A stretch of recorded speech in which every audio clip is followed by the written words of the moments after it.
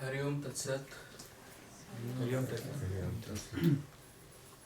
Okay, so today we will be doing Anand Kriya here. First, I will explain you what is this, and then we will start doing it. Think about a world which you are looking at, you are observing, you are experiencing. What it is based on. I'm saying the world is good, world is bad, world is whatever. Then my question to you is, how you observe the world? What are the methods of observing the world? So, we see the world through the different devices that we have. Let's say our eyes. Let's say my skin. Let's say I can hear anything because my ear is there. I can smell something. I can taste something, and that's all. Anything which is coming under the boundary of this areas where I'm getting information, I assuming that this is what I am. This is what boundary that I created for myself. We never understand, we never experience the world above the boundary. Because we never need to. And this is where we stop our consciousness to go beyond. We just limit our consciousness. There is one story. And it's not story actually. You can practice it by yourself as well. There was different camels are sitting there in the Arabistan, in the Arab. And he have 5 camels. He want to stick he want to fix all the camels on the ground so that they cannot run away. And then the person can go and sleep. He have 5 camels and 4 ropes. That means 1 rope is missing. There is no rope. Only 4. The person tied 4 ropes to 4 camels, and the 5th one is still free. You don't need to put him because he don't have it. And he was worried about, he was not sleeping. Why he was not sleeping? Because he knows that the 5th one might run away. So in that case, what to do? He was thinking about the situation. He was looking for the rope somewhere, something so that he can tie up the camel. But he was not able to find anything, and that's why he was not able to go for a sleep. So in that case, someone came in, one friend came in, and he told me, okay, don't worry about it. He said, before you rope the 4th one, give me the rope. And he tied the rope to the camel, just pretending, and saying that this is what I put it in the ground, I tied it on the ground. And when the camel was not looking, he removed the rope again. And he tied the rope to the 4th camel. So now again, the 5th camel, whom we are pretending that it is what he's tied already. And the camel also knows that yes, he tied. So now technically he have 5 camels, 4 camels tied with the rope, and the 5th one was not. And his friend told me, now go and sleep, don't worry about it. He said, but 5th one is still not, you haven't tied the 5th one. He said, it's my responsibility. If you run away, then I will give you that new camel, fifth one. So you don't worry about it. And he said, okay, whatever you say. And then the person go to sleep. In the morning, he wake up. He wake up and he see 5 camels. So he was surprised. Wow, that's good. Because now there are 4 ropes, 4 tied ropes with camel and 1 is without one. So now he have to go out, take all 5 camels with him. So what he did, he removed all the 4 ropes from the 4 camels and said the camels that, okay, let me go.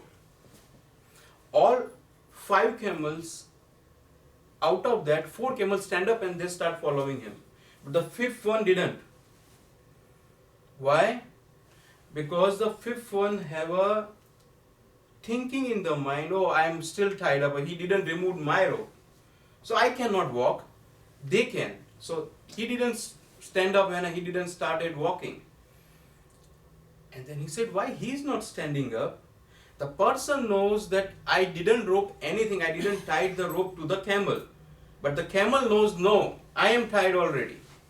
So he asked his friend that now he is not standing up. Earlier the question was, he was not sitting, how I tied him. And now the next question is, now he is not standing up. I am saying let's go, but he is not standing up. He said, yeah, that's fine, don't worry.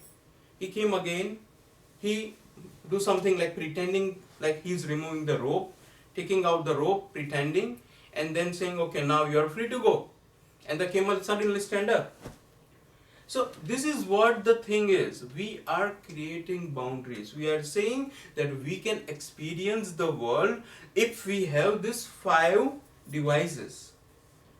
That 5 devices information is coming to us, and whatever we are getting from them, that is the real world.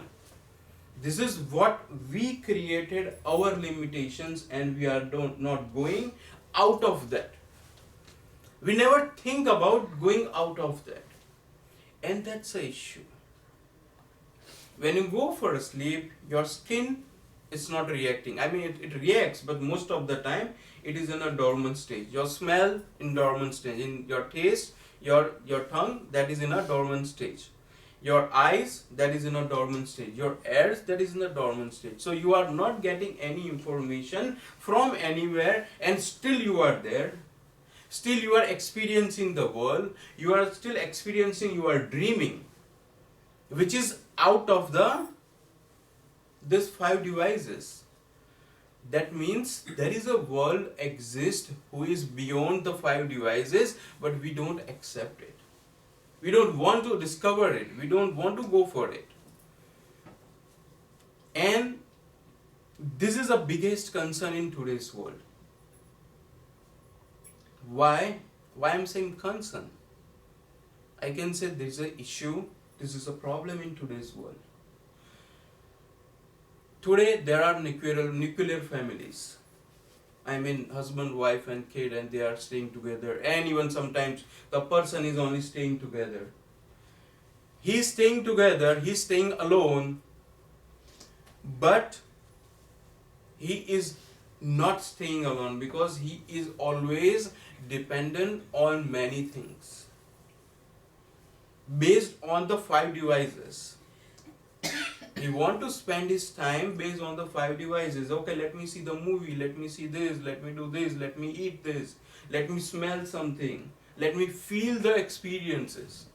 So we are with us, we are staying alone with us, but still this is an issue that we are not able to stay with ourselves. And then the problem starts because you are not comfortable with yourself. You are trying to be comfortable with everything. You want to bring a sofa, you want to bring the chair, you want to bring the TV, you want to bring all the devices which can use your 5 devices so that you can focus on that. But you are not understanding yourself. The process starts from yourself and then it explores everywhere. I'm not saying that you don't use those luxuries. Why? You have to use the luxuries. It should be. If you have a capacity, you have a money, you have a status, you have a home, you have a car, you have everything, you should. But that doesn't mean that you can't stay with yourself. You have a TV, you can watch TV, there's nothing wrong in there. But just watching a TV because you don't want to stay with yourself, that's the issue. So basically what I am saying is, we never ever try to focus on ourselves. Rather than focusing on ourselves, we are trying to focus everywhere. Why we are not focusing, that is more important question. Why we are not focusing? Because this is what the strategy of the mind is there, and it is giving an assumption that this is the world and nothing beyond this. So don't expect anything else from here. It's limiting your consciousness, it's limiting your thinking, and from there you cannot go beyond.